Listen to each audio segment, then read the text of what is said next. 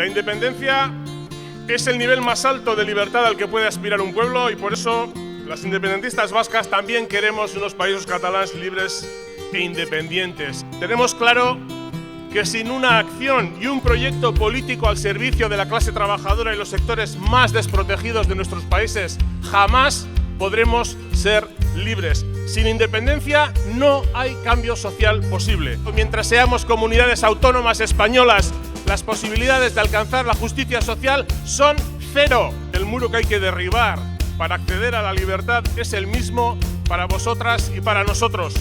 Ese muro es la España del Partido Popular, su discriminación de clase y miseria económica, la España de los tribunales especiales, la españolidad obligatoria, xenofobia y todo tipo de depredadores sociales que intentarán todo lo posible para que Euskal Herria, para que los països catalans jamás puedan ser libres. Ese es el muro que entre todos y todas tenemos que derribar hasta conseguir que seamos dueños de nuestro propio futuro, de nuestro propio destino como naciones y como trabajadores. Las elecciones del 27 son el trampolín que hay que aprovechar para decir sí a ser libres, sí a un futuro con plenos derechos sociales, sí a la República Catalana, y eso es solo posible si el día 27 llenáis las urnas con síes rotundos, síes a la libertad, sí a la independencia de Cataluña.